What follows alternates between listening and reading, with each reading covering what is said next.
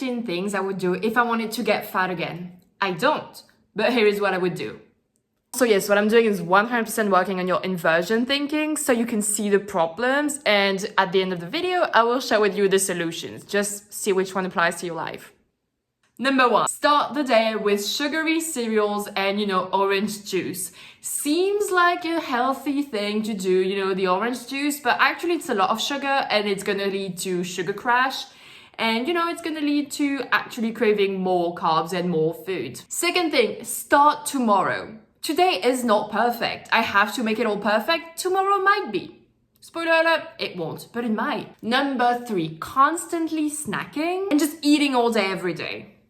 Number 4, not working out at all. No cardio, no weightlifting, no gym, no whatever I may like, no rock climbing, horse riding, whatever, no moving my body. Because, why would I? 5, going to bed as late as possible, scrolling on socials until my eyes cannot stay open. 6, also having as little sleep as humanly possible.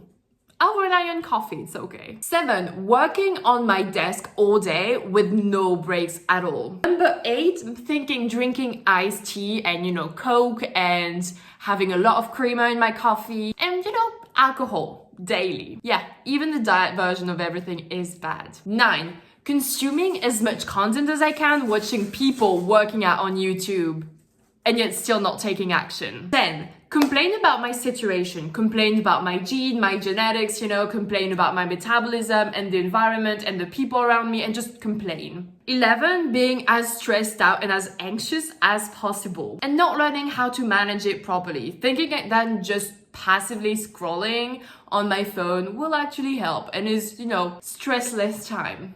12, I would be constantly comparing my body to the people I see online on Instagram. I would do that. That'd be amazing. That would be so helpful. 13, eating fast food at least once a day.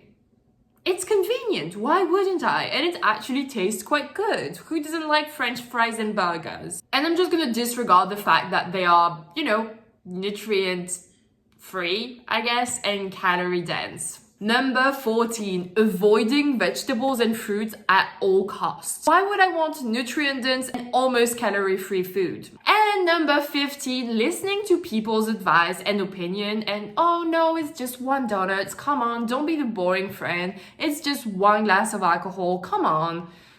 I'd listen to them. They don't have the body I want, but I'll still listen to them because, peer pressure is a real thing. Now let's turn each of them around and, just figure out which one actually applies to your life right now.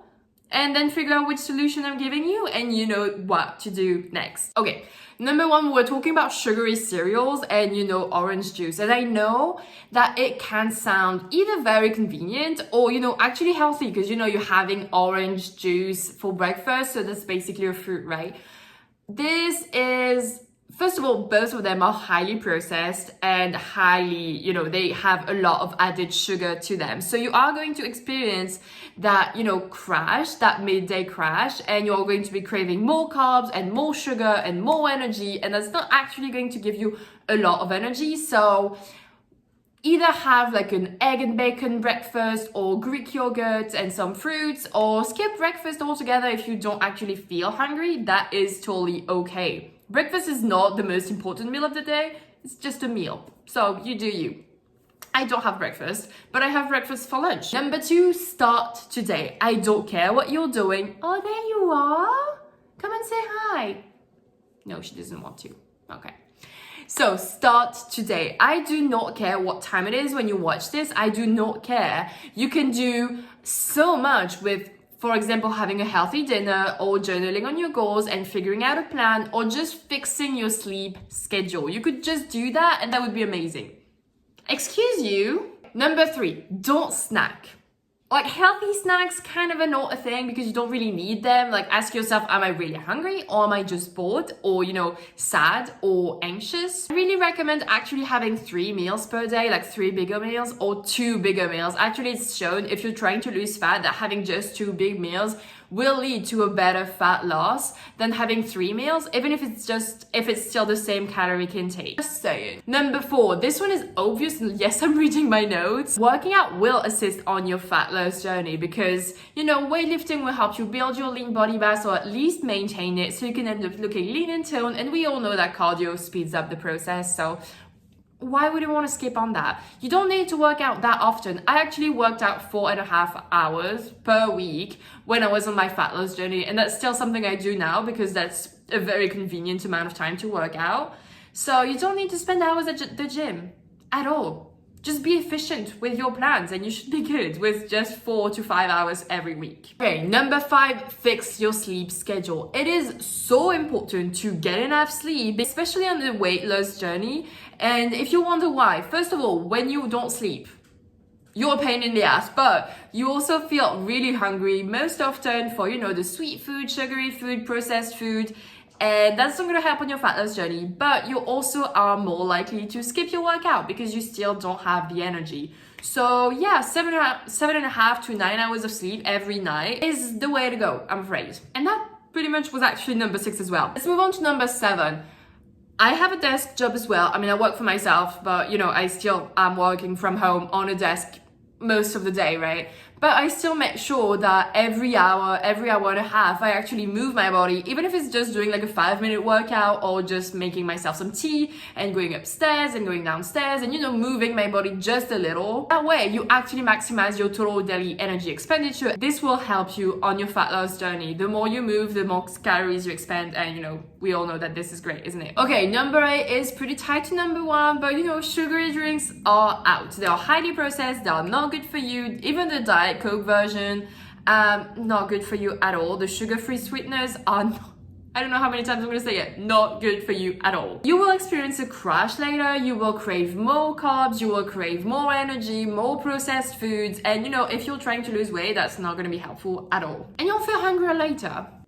And by the way, do you know that it's actually insulin that makes you fat and not, you know, calories? Because insulin makes you store whatever you eat instead of using it for, you know, energy. Just saying.